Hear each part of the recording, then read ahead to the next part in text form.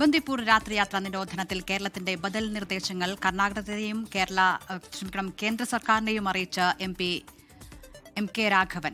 വനഭൂമി ഏറ്റെടുക്കാതെ ആകാശപാത നിർമ്മിക്കണം എന്നാണ് കേരളത്തിന്റെ ആവശ്യം. കർണാടക മുഖ്യമന്ത്രി ഡി കെ ശിവകുമാറിന് എം കെ രാഘവൻ MP നിവേദനം നൽകി.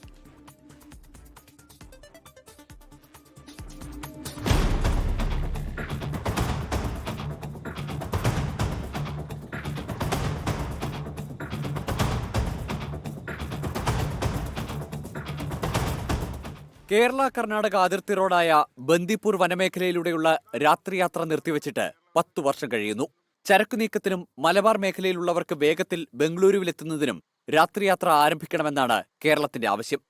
വാഹനമിടിച്ച് വന്യമൃഗങ്ങൾക്ക് അപകടമുണ്ടാകുന്നത് പതിവായതോടെയാണ് ബന്ദിപ്പൂരിൽ രാത്രിയാത്രാ നിരോധനം ഏർപ്പെടുത്തിയത്. വനമേഖലയിലൂടെയുള്ള യാത്ര രാത്രി 9 മുതൽ രാവിലെ 6 വരെയാണ് നിരോധിച്ചിരിക്കുന്നത്. വനഭൂമി അധികം ഏറ്റെടുക്കാതെ ബന്ദിപ്പൂർ മുതൽ ഗൂഡല്ലൂർ അതിർത്തി വരെ ആകാശപാത നിർമ്മിക്കണമെന്നാണ് കേരളത്തിന്റെ ആവശ്യം. കേരളത്തെയും മലബാറിനെയും സാരമായി ബാധിച്ചുകൊണ്ടിരിക്കുന്ന രാത്രി യാത്രാ നിരോധനമാണ്.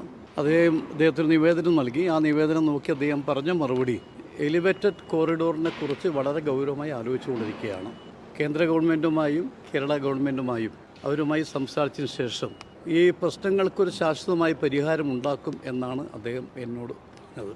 വിഷയം ചർച്ച ചെയ്യാൻ വൈകാതെ തന്നെ കേരള കർണാടക മുഖ്യമന്ത്രിമാരുടെ യോഗവും ചേരും. പദ്ധതിക്കായി കേന്ദ്രമന്ത്രി നിതിൻ ഗഡ്കരിയെയും കണ്ടിട്ടുണ്ട്. കേരളം, തമിഴ്നാട്, കർണാടക സംസ്ഥാനങ്ങളുടെ സംയുക്ത സഹകരണത്തോടെ മാത്രമേ പദ്ധതി നടപ്പിലാക്കാനാകൂ. 24 ബംഗളൂരു.